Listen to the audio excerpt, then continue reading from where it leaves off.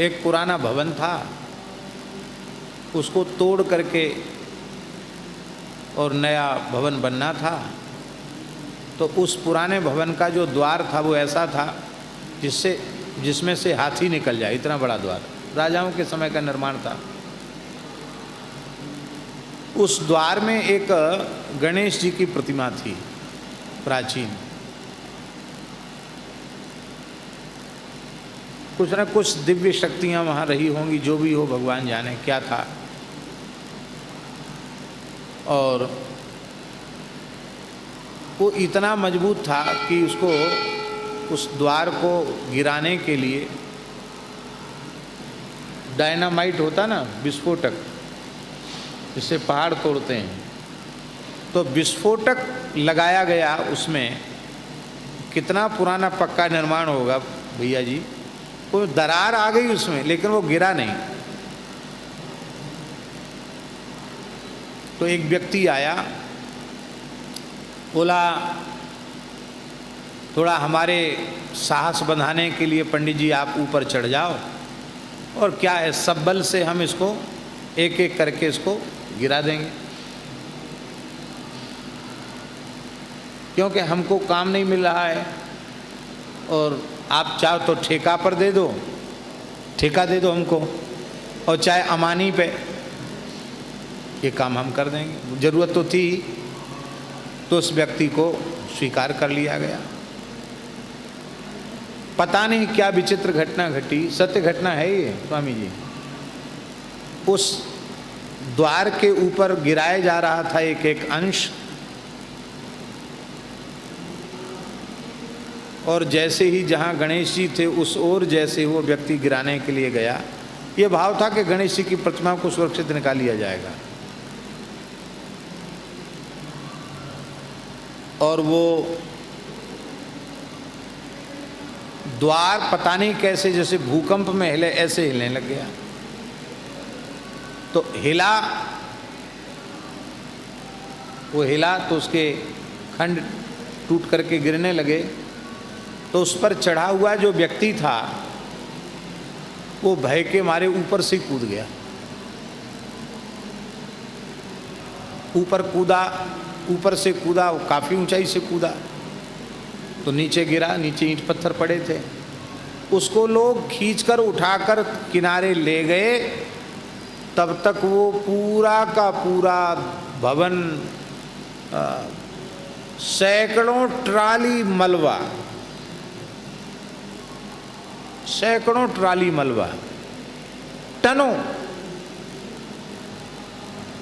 वो जो पंडित जी ऊपर चढ़े थे और पंडित जी भी नीचे आ गए, और उस सैकड़ों ट्राली मलबा ऊपर आ गया।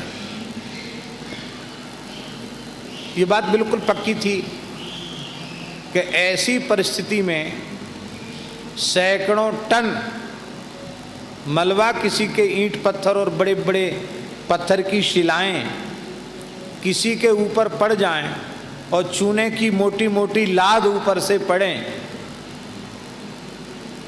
तो स्वाभाविक है कि उसके बचने की कोई संभावना किसी भी प्रकार से नहीं थी।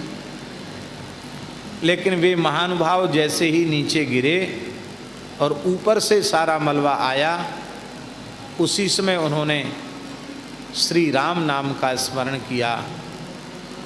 इस भाव से नहीं कि हमारी रक्षा हो, इस भाव से कि अब मरना तो है ही है, तो सद्गति का साधन केवल राम नाम है।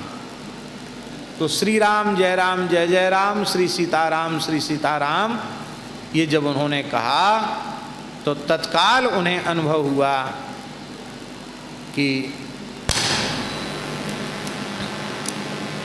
वो और कोई महापुरुष नहीं थे, हनुमान जी ही थे।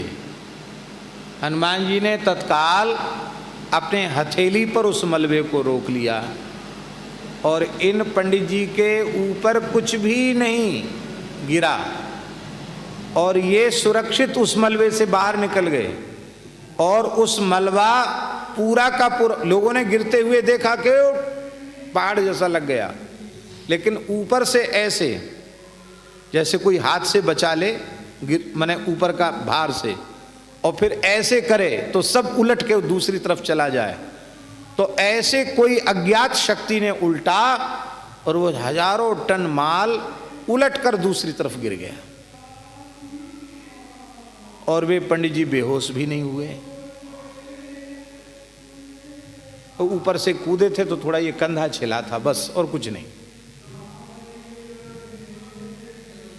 और वह जो व्यक्ति था जिसके ऊपर एक पत्थर भी नहीं गिरा था, केवल ऊपर से कूदा था, वो व्यक्ति हॉस्पिटल में उसको ले जाया गया और हॉस्पिटल में डॉक्टरों ने कहा कि इसके तो खून बहुत निकल गया है, अब हरिजन केस बना। सब तरह के लोग होते ना, रोटी सेकने वाले लोग, उन्होंने कहा कि तुम कह दो कि ऊपर से धक्का दे दिया और हमको तो हम करना नहीं चाहते थे, जबरदस्ती काम पे बुलाया और ऐसा किया वैसा किया। तो व्यक्ति भी तैयार हो गया कि हाँ ठीक है, इन सबको भीतर करवाना, अंदर करवाना है। और वह व्यक्ति मरणासन्न था। उसी समय पुलिस अधिकारी आया बयान लेने के लिए हॉस्पिटल में, सरकारी हॉस्पिटल था। जैसे ही पुलिस अधिकारी बयान लेने आया और उस पुलिस अधिकारी ने क्या कहा, बोले देखो भाई, तुम्हारा जीवन खतरे में तो है, जो सही बात हो बिना दबाव के तुम कहो। तो रिपोर्ट तो ऐसी की गई थी कि वो ये अपराधी सिद्ध हो जाएं, लेकिन उस व्यक्ति ने जो बात कही वो अद्भुत थी। वो व्यक्ति बोला कि मैं विश्वास नहीं करता था कि राम नाम और भगवान की क्या महिमा है, लेकिन एक ब्राह्मण के विश्वास की विजय होती हमने देखी है। साहब, मैं तो मर जाऊंगा, बचूंगा नहीं, पर मैं झूठ बोल के पाप नहीं कमाना चाहता। मरने वाला झूठ क्यों बोलेगा? यद्यपि मुझे ये कहा गया है कि तुम जो हम चाहते हैं वो कहो, लेकिन मैं वो नहीं कहूँगा, मैं सही सही बात कह रहा हूँ। इन पंडित जी को तुम कुछ बोल मत देना, क्यों? ये सच्चे भक्त हैं, ये सच्चे भगवान के भक्त हैं। हजारों टन मलबा इन पर गिरा था, सैकड़ों टन मलबा, पर ये बच गए, इनका कुछ नहीं हुआ और मैं अब मर रहा हूं। और ये उसके बयान के आधार पर बच गए।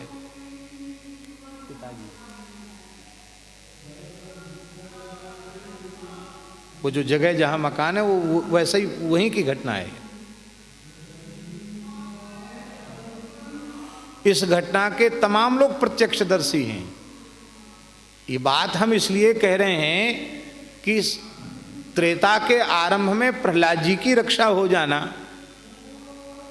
आश्चर्य नहीं है, लेकिन नाम की महिमा, भगवत विश्वास की महिमा, उसकी कैसी विचित्र बात है कि उस विचित्र बात की महिमा ये हुई, इस कलिकाल में एक उदाहरण प्रस्तुत हो गया और एक ऐसे व्यक्ति का हृदय मरते समय परिवर्तित हो गया जो कहा, बोले साहब आप तो चरण छूना, उनसे कुछ कह मत देना, ये महान संत हैं, नाम की महिमा से उनके प्राण बचे हैं और मैं तो जा रहा हूं, मैं झूठ क्यों बोलूंगा।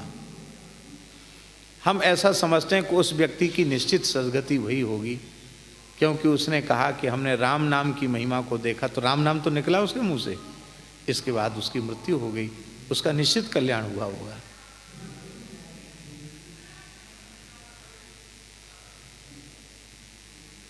अब किसी का कहना यह था कि वहाँ उस पुराना भवन था, ऐसे ही पड़ा था, उसमें भूत प्रेत रहते थे, भूतों ने हिलाया। चलो भूतों ने हिलाया सही है, अरे बिना भूकंप के भवन हिल रहा है तो कुछ ना कुछ तो मानना पड़ेगा ना। लेकिन वे भूत मिलकर कुछ न बिगाड़ सके, क्योंकि बैर और के कहा सरे, कुछ नहीं बिगड़ने वाला है। आप भगवान के आश्रित हो जाओ, भगवान के आश्रित होने के कारण तुम्हारा बाल